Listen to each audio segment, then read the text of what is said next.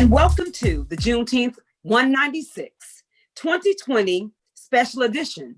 B-HBrilliantMinds Project Inc. is honored to bring to you invited guests who will share their personal life stories from past to present.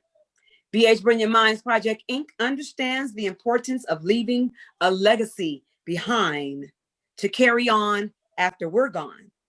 We know that we are responsible for keeping our stories alive, creating opportunities for our voices of the communities to be heard and seen.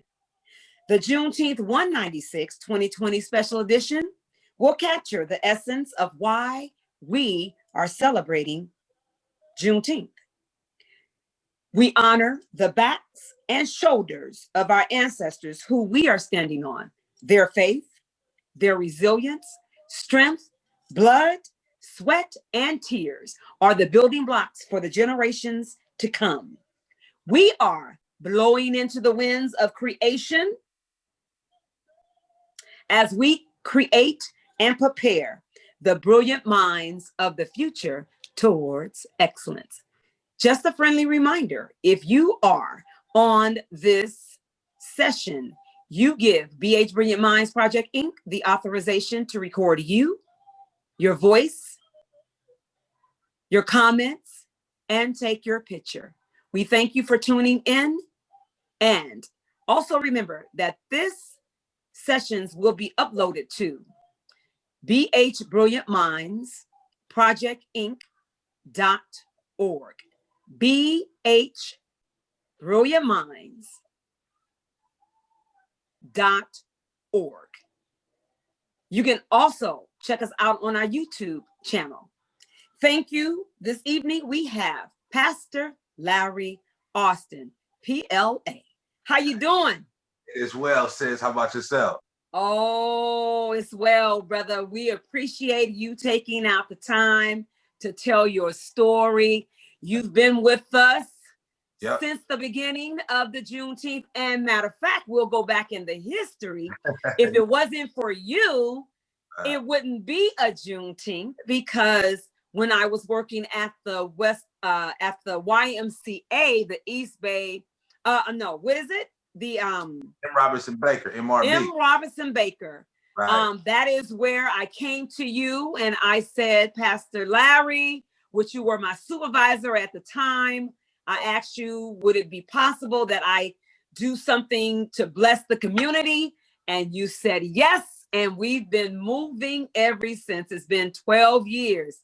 This year would have been the 13th year. However, we didn't get the chance to do the physical, but we gotten the chance to do this virtual, which is a special edition. So It was all good. It was all in the makings and all in the plan. So I just want to say thank you for that opportunity. Thank you for being my friend. Thank you for being my leader. And I'm so grateful to have you in my life and in our life. Thank you for, once you heard what it was no questions asked. It was like, hey, let's go. No, that's how it's supposed to be. That's how it's supposed to be in our communities, when we see people willing to bend over backwards to serve others with no agenda other than to give themselves and bless other people. That's what it's all about. The fabric of what we do with our time is important. So to see you want to do that in the community, it was a blessing to me. Oh, well, thank you. Thank you. Well, we have some questions that we want to ask you as we walk through this journey of your life. Right. Amen. So the first one is like a triple fold, but however we got it. The first one is, tell us about yourself, your upbringing, your family, and your passion. I can share the information again, but just tell us a little bit about yourself. Yeah, well, Larry Austin served as a pastor and kind of really evangelist, outreach minister in the community, kind of stationed in Oakland, where we take the gospel to the streets. We have a church, but it's not a four-wall building church, which is a beautiful thing in the times we currently in, a church that's on the move. And we seek to serve people. I mean, again, part of what the heartbeat that brought about your service in Juneteenth is the same thing. God did a work in me and caused me to want to give myself away and serve the community. And these are one of the ways that I do it. And so I serve in the community. I try to help others who are connected to Christ around the country find their vibration in their city, because I believe that's really what I think in these days and times is teaching us what the church is about. The church was never supposed to be a place.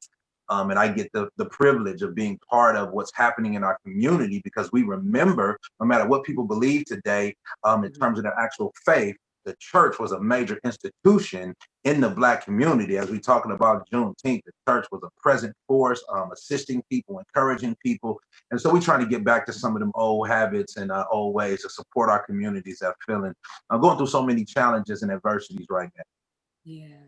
So with that, tell us about your family. I know you have a Mrs. and you have daughters, and share a little bit about them. Yeah, so married. And your mom, of course, and your family, Yeah, the family. yeah, kind of journey. So I mean, just family, kind of my connected family. Married to my wife Michelle. We've been high school sweethearts. Married for 24 years, and God is just Wow. He's been gracious to us. 3 daughters. My oldest daughter, Monty, lives in Portland. She's 28. My middle daughter, Brandy, is 25. Has twin granddaughters. We just celebrated a birthday yesterday. And then my youngest daughter, Faith, who lives with us, she's a college student, just turned 19, and so she's charging forward into her journey. And so we're just grateful to see how God has been doing it. My mother also serves in the ministry. It's a beautiful thing to have my mother a part of what I'm doing, my mother, Mary Austin. And so I'm just grateful. My father is still alive.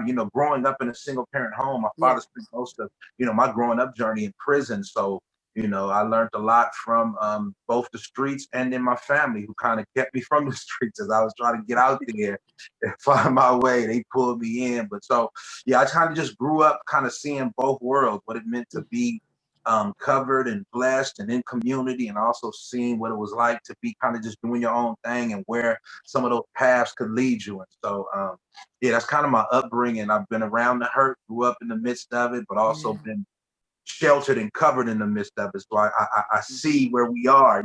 We in the midst of challenges, but also we have people who extend their love and kind of support us through those challenges. And I really appreciate you opening up and letting us know the challenges of growing up without dad. Tell us, how was that?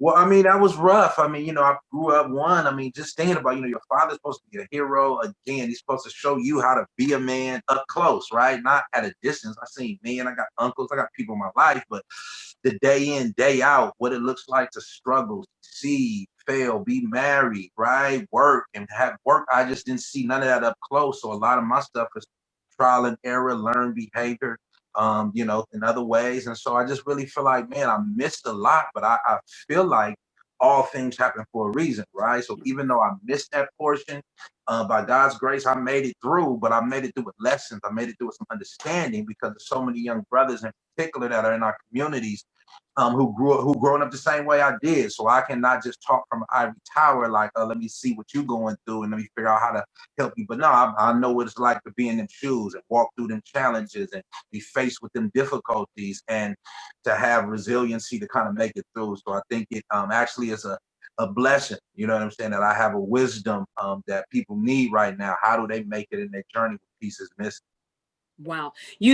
Along with that, and thank you for sharing, tell us about your college days, because you played was semi-pro football, or tell us about that journey, because that's a part of the thread that I really wanted people to understand and hear too. All right. Go ahead. Yeah, I think really one of the ways that I escaped kind of the streets and what was going on in the pieces missing, in particular what my father missing, was, football was used, I believe, to help me grow. Like coaches played that father figure role in some ways. Again, they were over something that I wanted bad. Ever since I was a little kid, I wanted to play football. I saw it on TV, fell in love, used to put socks in my t-shirt and run around the house tackling people. And that's all I wanted to do. And so, football had a key role in my life, teaching me some discipline, teaching me how to work hard. So again, a lot of those pieces that was missing because my father wasn't in close proximity, God, I believe, used football and people that were involved in that to help me kind of grow up and teach me some lessons. So,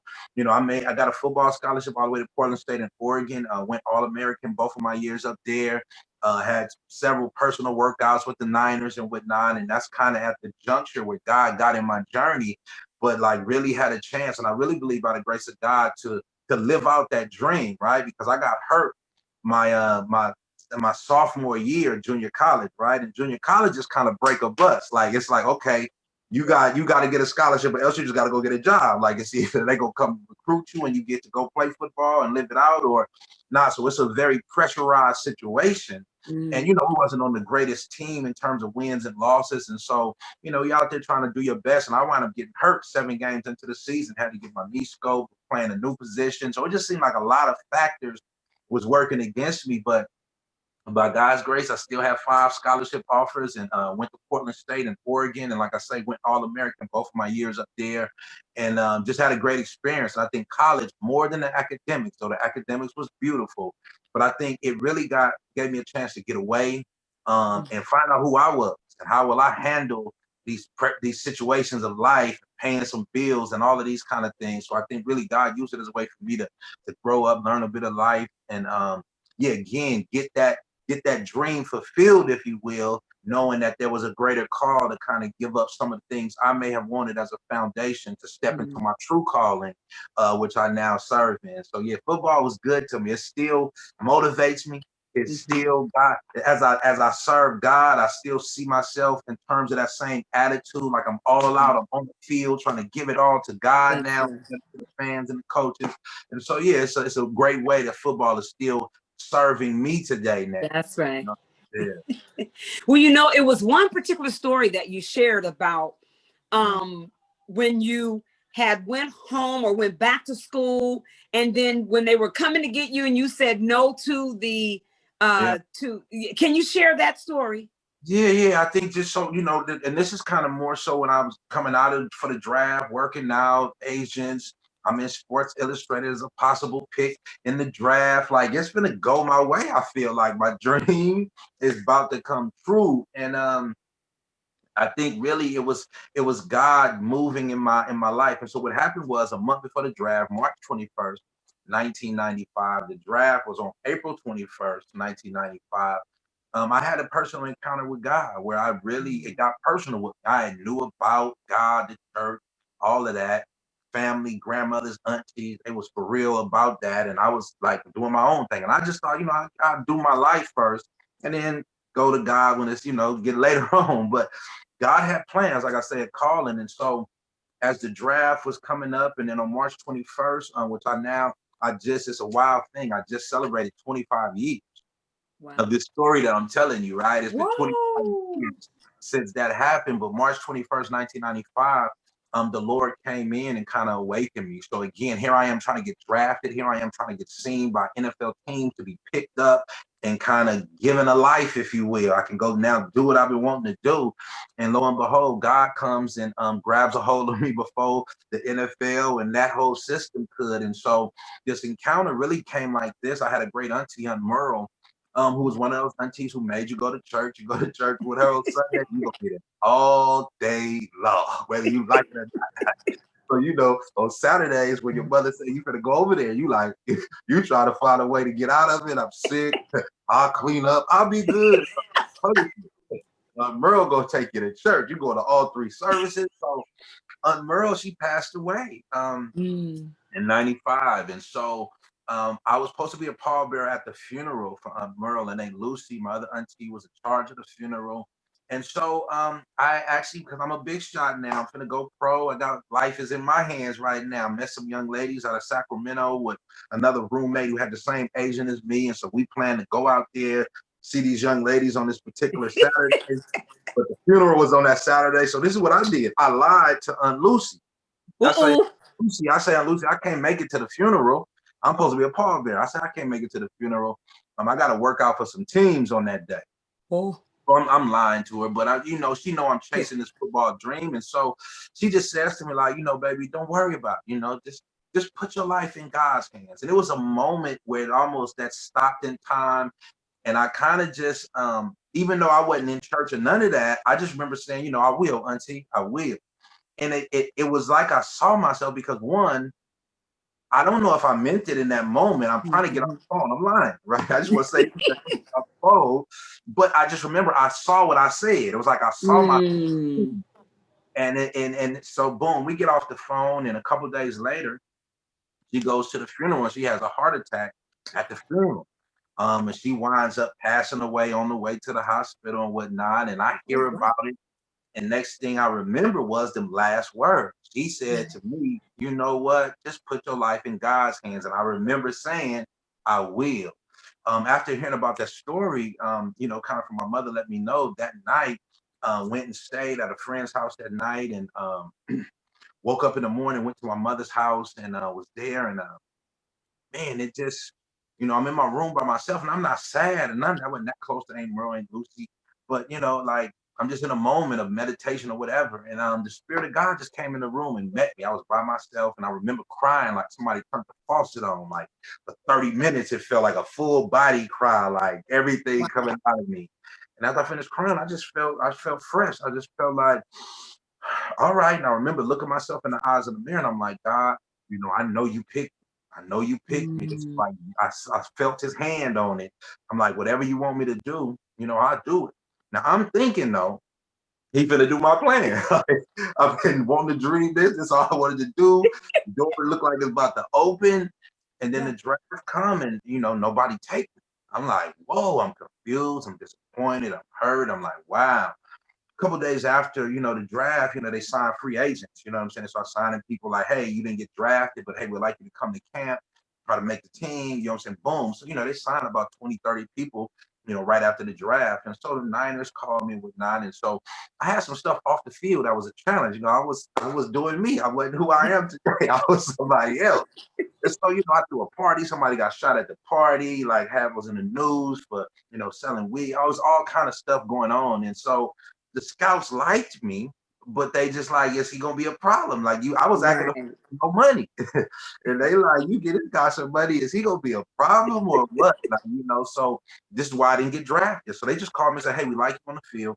We want to make sure some things checked out. And so what they told me to do is the San Jose SaberCats, which is like an arena team, like you said, semi-pro team that was in San Jose, was just coming out. I don't know if the league is still running right now, but it was a league that ran for about 10, 12 years. But, you know, they were only paying people about $80,000 a year and whatnot.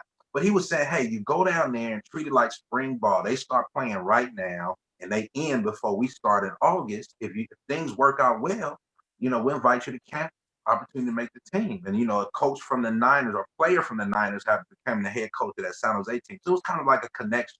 It was kind of under his care. But you know, so I just kind of debated though, because I was like, man, I didn't want to do that. That's a step down. I could get hurt and never get my shot.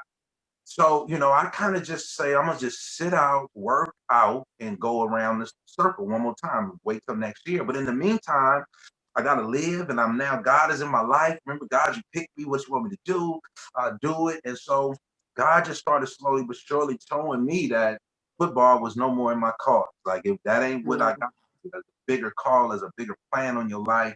And so it took a while for that dream to die, or really for me to let it go and really dive into my calling. I was going to do the rap music, you know, that I'm doing now on the blocks, but I was going to do that for the Lord, but it was going to be the side. It was like, I'm going to do this as the best. God, I'll tell him I'll be good. You know what I'm saying? And I just believe he didn't want that. He wanted the full thing. And so, you know, he killed my dream, if you will, so that I could live into his dream. And I just think that's it's a great space, I believe, because you know, I got a song called Diamonds, and it kind of talks a little bit into that vein about how God he has to do something in us and to us in order to make us what he has created us to be. Like it's a process. Diamonds, if you just see them on the ground before they get polished up, they just a black rock. You'll walk right by. And it's worth millions until somebody picks it up and takes it through the process to bring forth what it really is. And I think that's kind of what that process was. It was like you did the football thing long enough, cool, you made it to a pinnacle, you got that out your system, but now it's time for you to do your real life's work. And I think that's kind of where that calling led me to. Wow, that is amazing. Now, share a little bit about your passion. You already shared a little bit Yeah. about it, but give us a little bit more on your passion too. Some other things that you're passionate about. Right. Well, I think, I'm passionate about music, Yeah. passionate about, serving in the community. I think really using our gift, because when we think about it, we only got a certain amount of time on the clock, right? So you Yes. talk about passion, you're saying like, what are you really about? What are you hungry for? What satisfies you? Like, what are you chasing? And so I think really trying to chase again this vision of what God has for, which is to serve my people, the community, those around me, those who are my brothers and sisters under this banner of God. How can I use what I've been given? And that could be resources, it could be my time, it could be wisdom that I've learned along the way in life. Like we owe people Yeah. what we've been blessed with. And so I think that's really kind of what my passion is, to serve. And so music is one of these platforms God has given me to like use my natural gifting into that passion, though, right? To surrender that gift under the passion of serve people. Now I'm not rapping about me, for people to see Listen. me, what I am, what I could be.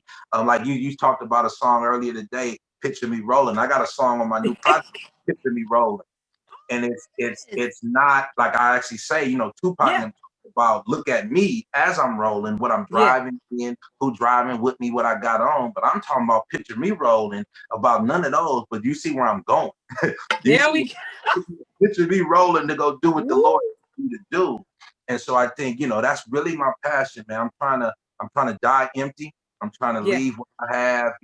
I'm doing something right now. One of the projects on our ministry is an employment project, especially for the men, because I'm rapping on street corners. I'm like, my church is not a building. It's like right where they at. They selling heroin. It's all kind of stuff going on by where I'm at. But they're hearing. Yes. Many of them have a pathway like me. They grew up around it, in it. They know about God. It's just will they surrender to it or not?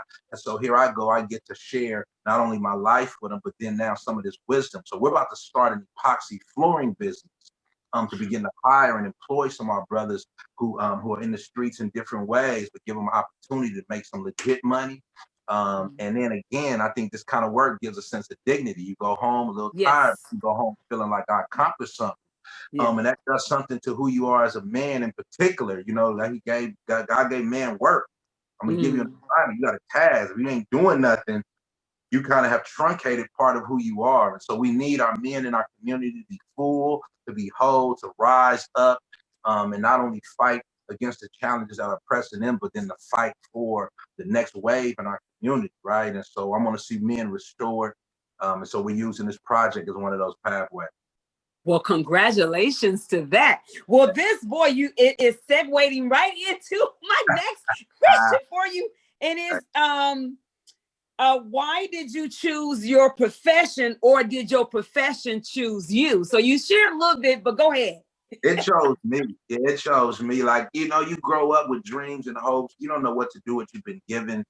And I think that's a great word in question, because Mm. you talk about things choosing you, right? I think what I found out, because I've worked multiple different places, homeless Yes. shelter, worked with you at the Y, worked at a parole service center. The Like 180 degree. yeah, 180 degree. Like I've had roles all over the Yeah. place, but though roles have changed, again, this calling, you mentioned, did your profession call you or choose you? I think this calling, I found out who I was, right? Mm. At the essence of everything I'm doing, all I really am is a cheerleader. I'm an encourager, right?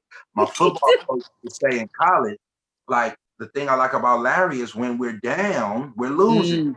has the ability to rally the guys back up so we could get back in the game. So that's the essence of what God put in me. Like you are a reviver, you are an encourager, right? You are to cheer people on as they fight in this game of life, right? To get to where they want to. And so I think I found out who I was, and now Mm. God said, now wherever I send you, whatever door I open for you in terms of employment or profession, go be that over there. Right. Mm. And so I think that's one of the great things. So many people are working in places or doing things that, and they might be doing the right thing. They're gifted to do Mhm. it, but they haven't unlocked their purpose or the meaning of why they're doing it, because they haven't fully seen themselves. Right. And so I just think that's a gift, to go through life and not really know who you are. Right. Mhm. Like what at your core, like what, like I mean, I think that's misery. I think Yeah. down here and not understand why. Yeah. Yeah. What would you say, what should they do to, or to start that process? Do they pray? Do they ask God to guide them? What is it that you think needs to be unlocked in order for them to find out what that is? Yeah, I think it's a vision, right? The Bible says Mm, without vision, people perish, right? And one of the great things that God helps us see. And then here I go with my window of worship, right? Like yeah. thinking about Jesus, we think about church and it's a building, you got to be a certain way. No, the great thing that Jesus teaches us, forget all the religious stuff that we've done, right?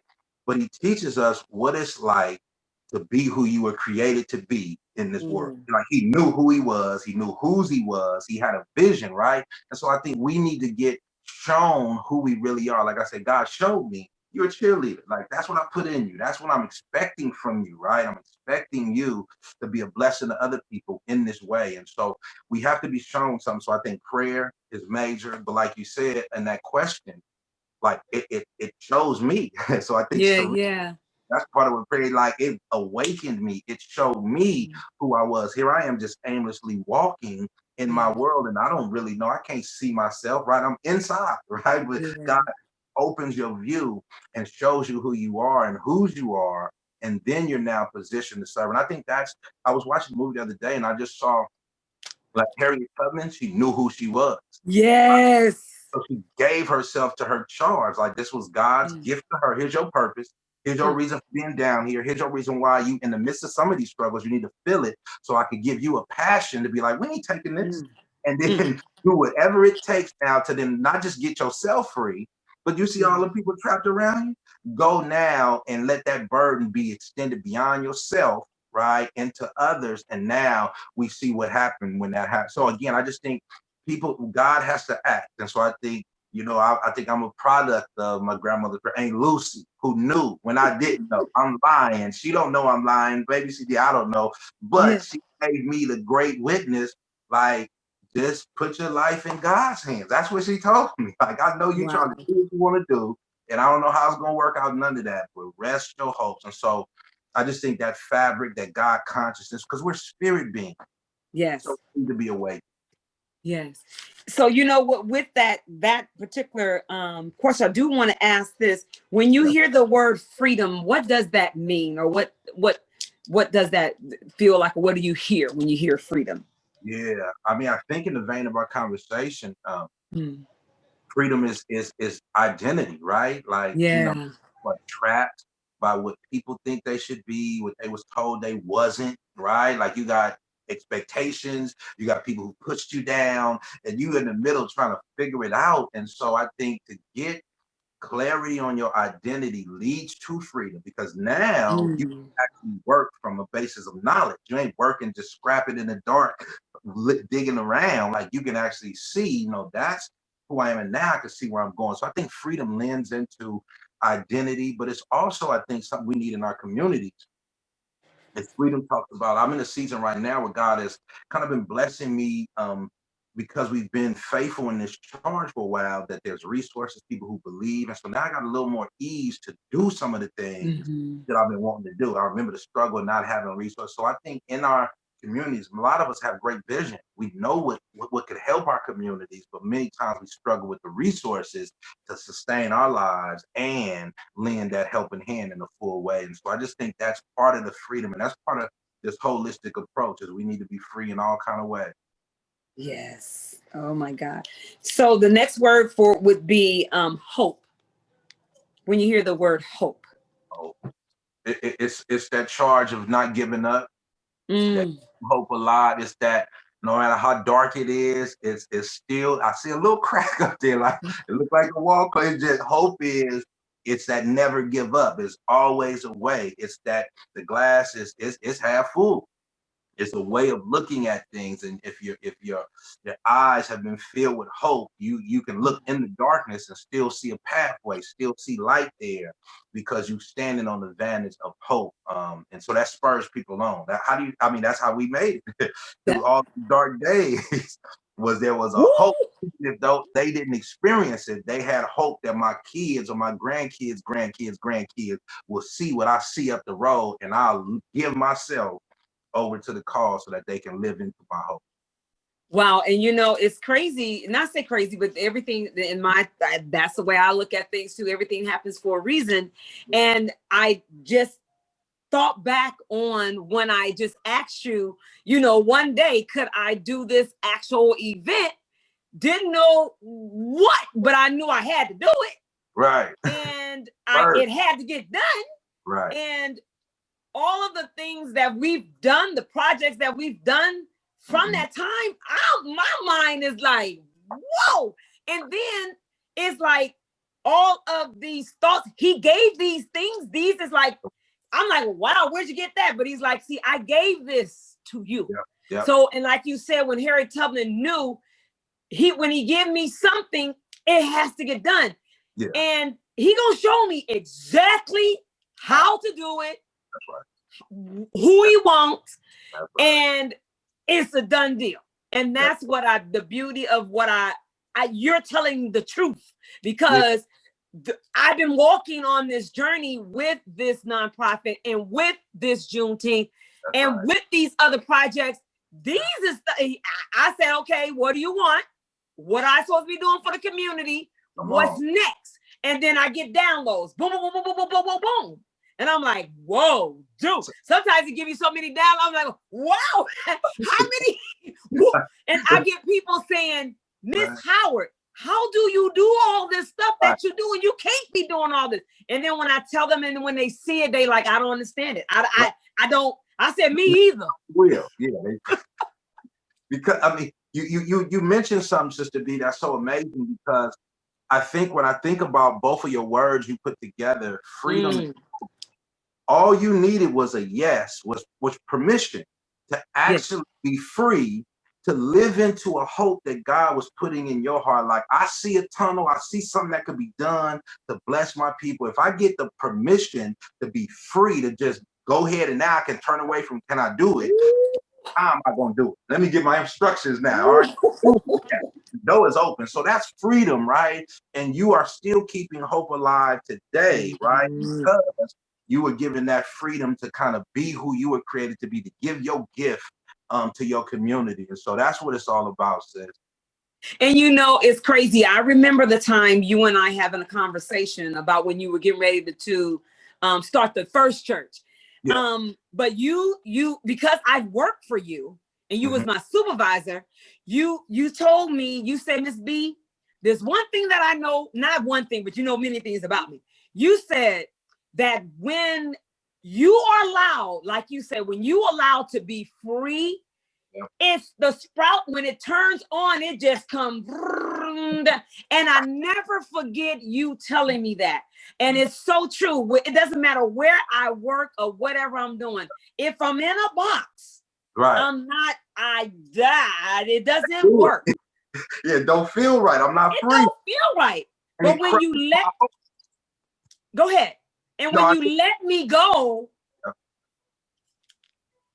and get done. That part, you were free, and you still running. You still running because of that opportunity. And so that's what God does in bringing us into the knowledge of ourselves. See, you learn things about yourself when you were given the permission and the freedom to be your full self without nobody dictating, telling you, no, do it this way. You're just like, it's on me now, right? That's right. With God.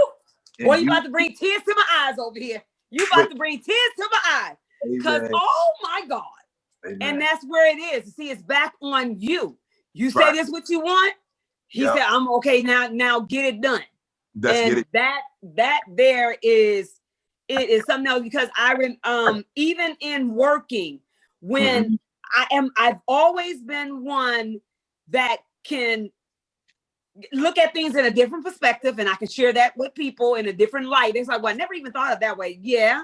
And then when being able to do like if I see a system that's not working, and he'll give it to me, click, turn it around, and the system will work. I can get it just show me what you want done. And if it doesn't work the way it's supposed to go and it be sufficient, he'll give me an idea to flip it. I'll turn around and be like, wait, how did you? Do it another It'll way. run so smooth. Oh my God. That's right. That is amazing. So I know you. Go ahead. You were going to say something. No, I was just going to echo, just giving that permission. That's all. Again, the gift is already in you, right? The gift is already in you to be and do and be creative. It's just, again, and I think that's something that we have, it's a gift we got to give to each other, to believe in each other enough to be like, though a person may not have done something yet or don't seem to be qualified, you know, no, they've been qualified because they are created by God. You already think of a certain way. So we just got to give them room to become, right? That's the gift we need to give to each other. And that is amazing that you said that, because it's like people were, well, did you go to school for this stuff? I'm like, no. First of all, it started back with our family business and with Mr. Howard and Mrs. Howard in the family, you know, in the business. Is that one thing that I do remember that my our father said? He said, you are going to definitely serve your community, whatever. When we were in the store, in the shop, you serve that community. You know, every time the people will come in, it wasn't that they were just coming to buy product. They were coming to get filled up. There was a service station. It was the come by for a minute and talk about your life story. And then my parents were able to give wisdom to the people. And that's what it's about. I love filling people up. You know, making them feel the hope, you know, and it's like, it can be done. You can do it. And he and our father always demand anybody that walked through those doors, if they had 10 cents to $1 million or $1 billion, you treat them all the same. Right. You better not change up on them, period. So, you know, the servant, we were brought up being servants. Right. We had to, and we knew that in the business, it wasn't just a business. It was about serving. Yeah. I am a servant. And I'm all right with that. I'm good. It's a good place to be. Grateful for it. Love my position. Man. It feels good. Yes. Especially when you know, right? I mean, like you said, you grew up under this, like they weren't just making money. This wasn't just transactions when people came into the bakery. These were people. It was dignity being given. It was looking people in their eyes. It was encouraging people like that. And then you now buy. And so people, they'll just come. Sometimes they probably wouldn't even buy nothing. Maybe they just come back. It felt like home. And that's so it. That's what we want. We touch to be the markers of like this place feels familiar, right? This place. And it could be, again, it could be when you're working at a community center, running a bakery, having worship on the corner. But when a person engages you and what you're bringing to the table, wherever this place is, it grabs them and it takes them back to a place and be like, "Ooh, this is familiar. I ain't seen this in a while. I don't get this all the time." And so that's our gift again, back to each other. You know, it's today out serving that. Now, just back with confirmation about what you're saying. Today I'm out delivering the homeless the food. And this sister, she pulls up, this lady pulls up in a car. She's playing her music. And then the young man that was helping me with the food, he was walking across the street. She said, "Oh, may I have one of those?" And then I said, "Yes." No, he said, "Yes." So he gave it to her. She's playing this song. And she looks at me and then she says, "Oh, I want to say God bless you all and thank you." And I said, "Oh, no problem. Thank you, sis. No problem." Now she's listening to this song. She looks at me and she says, "You know, thank you, sister, again. And you know this song right here. It reminds me of my mama and my and she just started telling me stuff. She said that my mama got diabetes. She's what is it? What is it? Alzheimer's. Yes, and then she has all kinds of. She's 80 and she has all kinds of things going on with her. And then her father, and she just starts singing the song to me. She started singing the song to me, and she said, "You hear the song?" "Yes, ma'am, I hear the song." And then she said, "Thank you." After she was rolling off, she just said, "Thank you." And I said, "Oh, no problem." I was listening.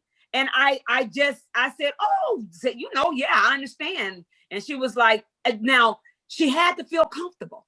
I had to give her freedom to be able to have the peace to be able to start sharing with me just out of the blue. Yeah. I mean, she felt in them few seconds of knowing you, this is my sister. It just automatic. And then again, in my mind as a minister and pastor, I think about, you know, most people get food from you and they get the food and go. They'll say thank you. It's polite. But she did what those the blind men or the lepers did. You know, 10 of them came to Jesus, and then as they was all gone away, they finna go tell everybody and celebrate, have a good time. One of them said, "Hold on a second, let me double down on my thank you. Let me look eyes and say, because this is different. It's that I believe that. Listen to this. That's the church right there. Right when you ate food and that encounter and talking about mom and that release, you know how many, she probably got nobody to talk to like that. And she started crying. You absolutely right. She was just like, tears was coming to her eyes. And I looked at her and I said, it's going to be all right, sister. I hear you. I see you. And she was just like, thank you. Driving away. And she started smiling with you. Because she got the burden, her heart, you know what I'm saying? She was able to cry and felt seen. Yeah. Felt good, and being assured it's going to be all right, sis. Because when you said, I see you, y'all was heart to heart, eye to eye, through all of the stuff. Like, you looked into her, like, remember the lady went back and said to the people, he just told me everything in my whole life, but he didn't really, it was just, he know me. He looked me in my eyes and saw everything about me in a flash, and I feel seen, I feel comforted and encouraged, and I'm ready to go back out there and fight again. That's the gift we give to each other, even when we don't know it. Right. And you know, I know you have some songs that you want to share, or do you have anything keyed up for us to hear? Or did you want to drop some bars? Well, however you want to do it, it's fine with me. Let me drop a bar right quick. Drop a bar. I'm gonna stay in the vein of that picture me rolling, right? So picture me rolling takes that idea of not what I'm driving in or what I'm wearing or who riding with me. It's, do you see where I'm going? I'm going down into the hurt to help and encourage my brothers and sisters. So this first verse, since I'm on a lot of, you know, kind of dope tracks and whatnot, where I'm ministering at, it's this vision of an ex-dope dealer who kind of sees what he needs to be doing instead of what he was doing, makes a change. And now he leaves off of the scene at the end of the verse saying, picture me rolling that. To go do what I should have been doing, but now I'm doing. So it starts there, and in the second verse, I'll give you a little context. But it says this, closely seen, never talked about, it's a murder scene. Molded dreams of a triple beam is the coldest thing. Seen him cling to his hood rep, though he's lost a step. This new breed, they got more speed, but he could still boss a set. Soaking wet, hustling, sweating, because it ain't easy these days. Crime still pays, he got some change, but his heart then started to change. And that's strange because he remembers saying he gonna ride this till the wheels fall off. But he seen the cross, found out he was lost. So what he once thought was soft was the cost that was paid. Foundation laid, mercy grave, empty grave, baby Jesus saved. He was once a slave, in an instant walks out the cave. Better days, better ways, yet he's so amazed. Live in praise, because God got it and he won't let go. That's what he know. And I heard him yelling out the window, picture me rolling, right? It's and the hook come on and it say, picture me rolling, where you going? About to do what I was told to do. Time about to run out on me, about to run out on you too. And though we live life in the shadow of death, I'm gonna be about my master business till my last breath, right? And so that's how that hook goes. And now the second verse kind of comes into my world and kind of what I'm dealing with and my encouragement to others, how they live out their life. And it goes like this. It says, clock's ticking, God's wisdom. We got to redeem the time. Ebenezer Scrooge said it best. You remember what he said when he had that line, that mankind was his business, but he was living blind. He had access to a whole lot, but the whole time he thinking this is all mine. All grind, no heart, over before the start. It's like you want to heal, the brakes went out, you trying to park. Born in the dark, we need a spark, or we stay dead. As I think about it, I'm reminded of words in red that Jesus said, a man's life doesn't consist in abundance of his stuff. It's not what you have, but who you have in Christ enough. And even though it gets rough, you gotta hold on, stay strong, remain calm, sing the same song, and just roll on. Where you going? About to do what I was told to do. Time about to run out on me, about to run out on you too. And though we live life in the shadow of death, we gotta be about our master's business, baby, to our last breath. Hey, picture me, bro. Amen. Hey, picture Amen. me rolling. Now, boy, that is just amazing because we opened up with that.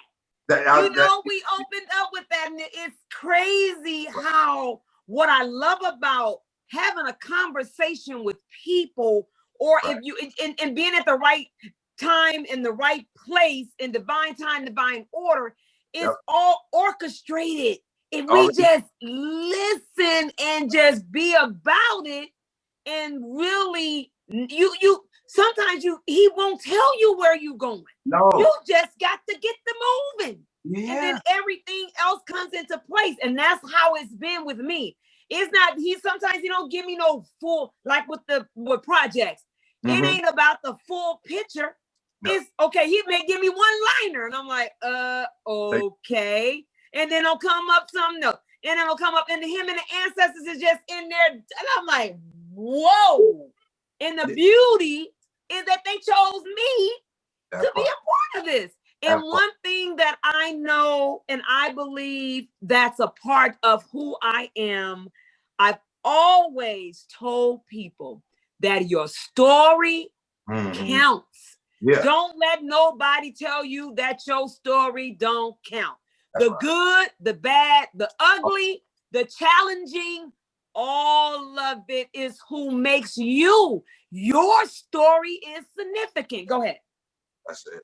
No, I mean, I think that's it. Like that. That's every person matters, right? Every story is part of God's tapestry of His story, right? This big story. Each person has some kind of role in it. I think that's one of the great things about the Bible, outside of the theology and all of the stuff. But it shows people in God's story. People had different roles, still loved in the same way. And so I just think that's part of freedom, right? To be uniquely you, and you count. You are free to not be like, his is better than mine, she better than mine. Like, my story is unique. This is what I've been built for. And now let me get busy finding out more of who I've been created to be, so I can live out my best life, if you will. And that's all that, I mean, I think we owe each other that. Yeah, we do. Because and then I've learned that your story is not your own. So when you share your story, it's somebody else being like, oh, I've been through that. They understand, and you can talk to them. It's nothing, like you said earlier, that you read from a book. You didn't read this from a book. You wrote your story, your life. Read it to you. That's it. We get living life. That's our university, the University of Life.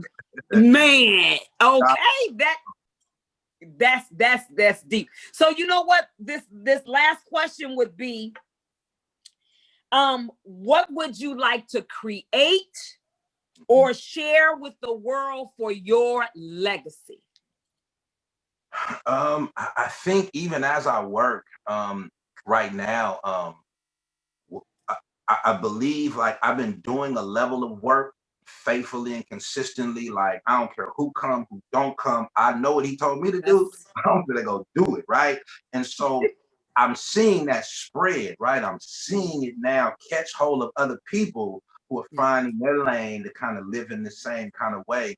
And so I think really part of that legacy is to raise up others who have this same passion brewing in them, but I had to take a journey into the dark, right? Leave a church with a good salary to go off in no salary. And just know God told me, go down there, and to watch God sustain you. Like, to know I ain't nowhere in the world. I don't even know how I'm making it other than God just keeps keeping His word. And that's what keep me saying, I'm going to keep my word there, God. Like, He got me locked in. So I think this legacy of being faithful to my own calling, helping others lean into their calling. And I really believe, like, some of this work that I'm doing with this epoxy, this company we're forming, like, I really want that to live on. Like, even when I'm done, I want it to still be in the prisons, telling cats, you getting out in 6 months, I got a job for you, I got a house for you to stay. because it's called Operation Get Back. I want to help you get back with God, get back in your role with your family as a leader, and back in your community as a leader. And so, like, I want that to be one of the legacies, that we wasn't just on these blocks rapping and, you know what I'm saying, preaching and talking. We came down here with an intention to help serve, and God put this in our hands. And so I want that thing to become a living thing in this world. So even when I'm gone, it's still doing what it's supposed to do.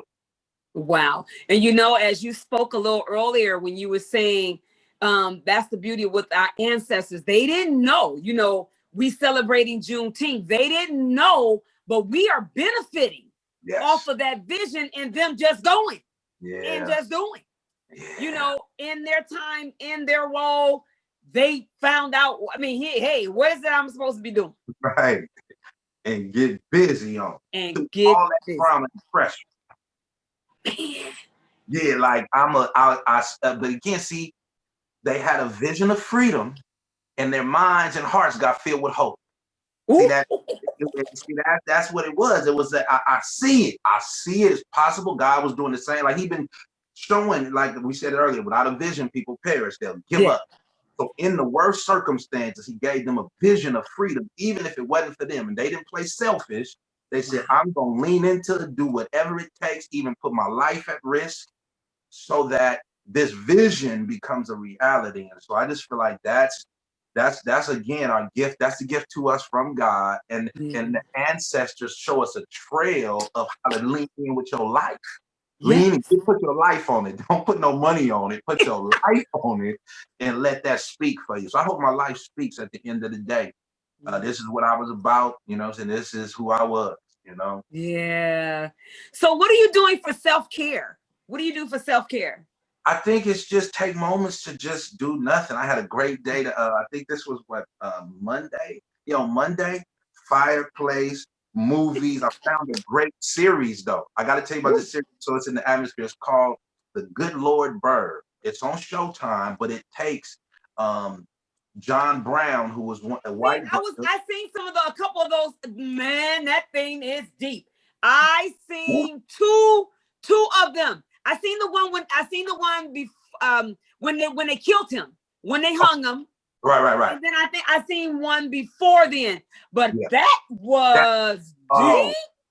So I did that. That was self-care. It motivated me and let me see another person outside of my body living out a mission. I know what He told me to do, and I put my life on it. I don't care. I'll go wherever He tell me to go. I ain't got no fear. You know what I'm saying? So I saw what this heart looks like, this passion to live out your purpose looks like in somebody, even to the death. And again, I think that was God filling up my gas tank to say, all right, let's run on. So that's, you know, self-care, just taking moments to do whatever. Sometimes I'll take a walk, you know, sometimes I'll just chill out, do nothing. And it's a blessing.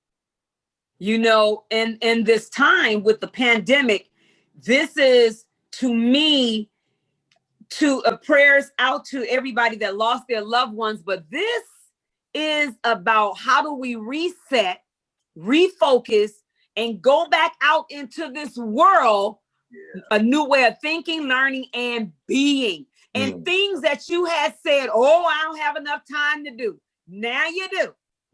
There's no excuse. And oh, I couldn't do this. Oh, yeah, you can. And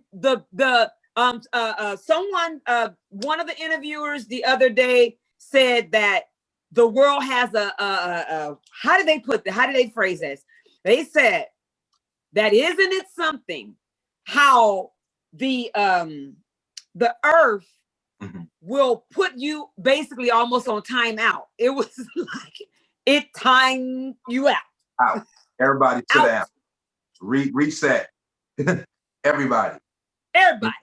We needed it though. I mean, you know, our world needed it. There's so much commercialism and get, and people who got pushing people who don't got down. Like it was just, but it made everybody be like, everybody got to sit down. If you got money, rich, poor, put your mask on it, put us all for once on the same playing field, right? Come on now. Same level. And I think that's God's. And then you saw so much activity from people, religious institutions and whatnot, who started now saying, well, we got to do something since we ain't doing nothing. We got to serve people. and you start seeing people get back into the fabric of helping other humans, right? Be, you know what I'm saying, enjoy life. And so I just think that's God's way of kind of slow it down, stop everybody, reset, and let's look at this thing again. That's right. Wow. I tell you, it's amazing. Anybody on the session have anything to ask or share with Pastor Larry? You want to share some words? You have to unmute yourself. Go ahead. Melody? I'm just grateful for all the things, grateful for all the things you're doing in the community, Pastor Larry. You are truly an inspiration, and I'm always looking at your videos online. I'm always sharing them, and so it's like, okay, go, Pastor Larry, go. I'm just cheerleader behind the cheerleader. That's right. Amen. So thank you for all that you're doing. Man, I appreciate it. And I gotta go listen to the CDs you talked about too. Your rappers, you're rapping. I gotta go listen to more of them. Yeah, I got some heat for you. Amen. Thank you for the encouragement, though, sis. I appreciate that. You're welcome. Thank you. Thank you. Because I be like, Keisha? Lord, he in the timberline. Oh, go ahead. I said, I be like, Lord, he in the timberline. Oh, he over there. Like, wait a minute, I just seen that. Oh, Lord, pray for Pastor Larry, Lord. Pray more, because I see you on the corners, man. And I see the people walking up to you. And I'm like, oh my God, but you are serving God. It's like fearless. Right. It's fearlessly serving God. So I am just grateful to know you, grateful to have you in my life, and grateful to know the things that you're doing and see the growth and see the journey. And I am just like, wow. And then the men, the program you get ready to start up now, and it's like I'm spinning my wheels. I'm like, okay, boy, how are we gonna help? Yep. Let me come do some of y'all. Larry, she don't know it yet, but I'm asking myself, yeah, we're gonna help you some our way. I don't know what we're gonna do. We're gonna do something though. And right. Thank you for giving Barb the okay for Juneteenth. I mean, you are the foundation. You know, you said yes, and she jumped with it. She grabbed all of us on board, and we are so grateful to be a part of Juneteenth. And every other project she had been going and everything else. And it's really you, Pastor Larry. It was your heart saying yes to allow us to start and do and live in this journey. I'm just so grateful to be a part of it. I really am. I don't think I've ever said that, but I am truly grateful of Juneteenth. Look at that. And I'm just, No, that's so. Thank you. Sis. I appreciate it. I just want to say something on that. I think that's so beautiful because I mean, again, they didn't want to hire me at the Y because I was. Right? They didn't want, like, again, they was debating. They interviewed me 3 times. The first lady already liked me, but they had to go to them, and then they kind of said, well, let's just do it. And so it's just God put us in position so that when he would send a sister who had been walking by this Y wanting to work there for some years, you know what I'm saying, to give her opportunity, and then as she had vision to do something bigger in the community, I was positioned for that yes, because that was really God saying yes. Right? He just put me in position with his heart. And when his daughter came, my sister, it's like, by all means, I don't know how we gonna do it, but yes, let's do it. We don't need to ask nobody else for permission. Yes. And so again, that's just all God's planning for us all to find ourselves, even on this call right now, looking backwards, seeing what great things the Lord has done through us to get us. I'm shouting in my car. I'm shouting. Go ahead, Keish. Well, I just want to echo what Melody said, and kind of pulling rank, because I've been doing it the longest. Been doing them over probably half your life. So it's okay. No. I'm just kidding. I'm totally kidding. I just I love you. I support you. I'm so proud to know you. So proud that you are doing what you're doing.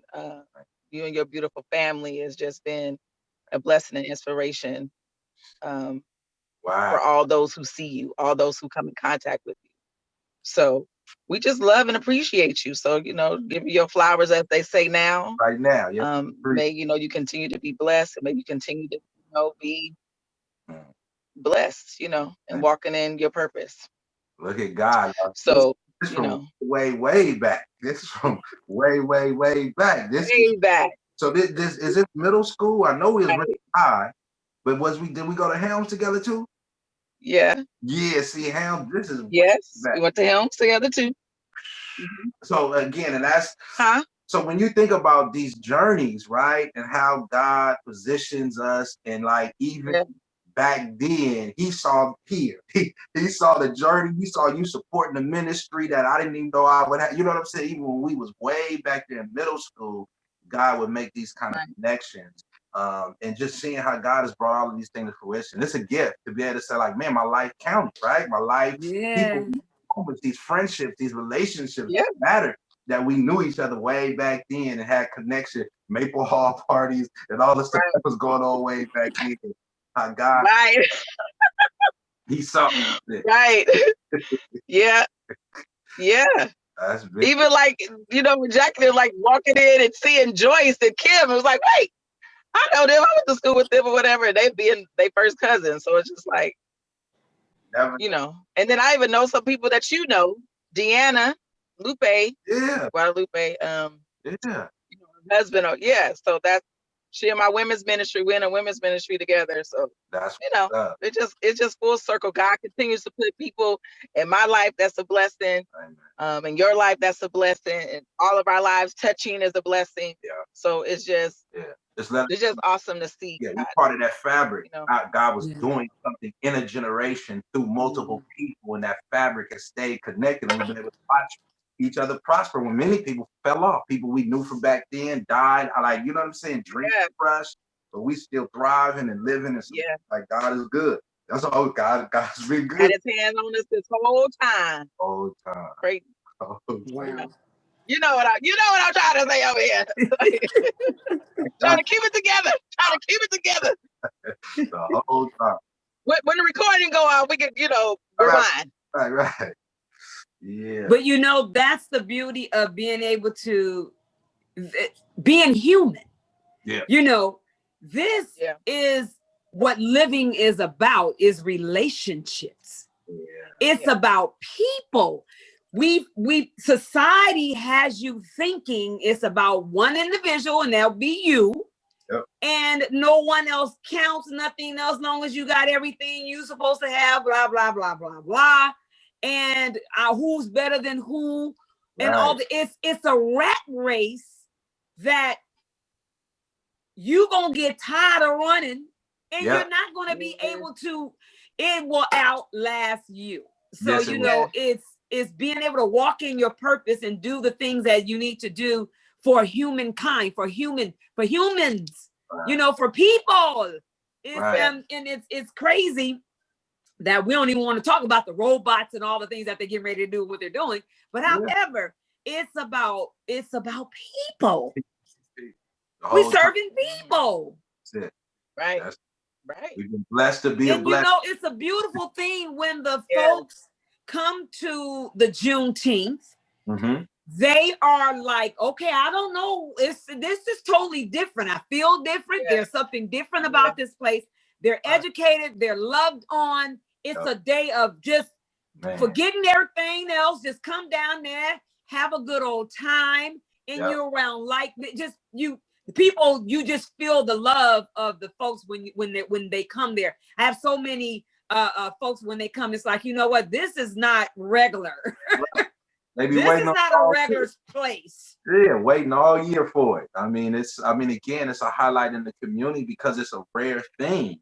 When things you just described, where you are somebody, everybody who comes is somebody, and there's wisdom given. There's so many different ways to be connected, and different people, different strokes for different folks, if you will. It's just a beautiful time, and we again are so isolated, as you talked earlier. Everybody on their own rat race, trying to get the bag, get. Here we come for opportunity to receive, right? Something free, something you don't get on a daily basis. I just think what you've been doing with Juneteenth is what Juneteenth was all about, right? It was news breaking in on some people who hadn't heard yet. Something happened. Something has happened that changed it. We ain't got to be doing that no more. We ain't got to be bound, oppressed, stressed out, unable to be who we really were created to be. Like this day becomes a rebroadcast to say, yeah, you, that specialness that's in you. Look back at the trail of our ancestors and what they overcame and what they became and what they left as a legacy and a gift they gave. Like, come on, brother. Come on, sister. Give your gift. What you got? You owe the world, right? And so I just think that day refreshes people. And that's what people feel. That from the domino table to the the music, like the car show, like all of these elements, man, people, look forward to coming to it. And so I just think you're doing something great by taking something that's already existed, but putting it through the filter of your own heart and your own lens and offering the community something that keeps on giving. I'm sure people were, it was a big impact. It's like COVID just shut down we don't even, people who get to sit out on a porch, they get front row seats. Yeah. They get to enjoy the whole thing from the privacy, and they let us plug stuff in. It's just a family. That's community. Community coming together, and it's like, okay, you and then we had some electricians and because look, now I know how to set up the place, but you're talking about plugs and all. Look, that ain't my that ain't my area of expertise. But then you got everybody that's if that's their area, they like and even being out there, and if they see something, they like, you can do it like this or do it, but they in their element. Everybody, like you said, they had the freedom. They felt free to be able to say, I can join in. I can say, what I know that they can, hey, if you put this over here, this will work. It is crazy. Everybody giving, everybody offering something, contributing. Again, it's family. Yes. And I am one. I love family reunions. And that's what that reminds me of. Everybody having music and doing all kinds of stuff and having a good time. Oh my God. It's a beautiful thing to see the hearts of the people and the elders, intergeneration. Everybody is having a good time, just having a good time out there. It's just like, yay. Look forward to it. That's big, sis. So we praise God for the longevity, because this is year 13. Yeah. When we do this was 13. Yeah, this was 13, right? Yeah. Wait, no, Wait, no, this was 12. Yeah. What? No, this was 13. This was 13. We did 12 last year.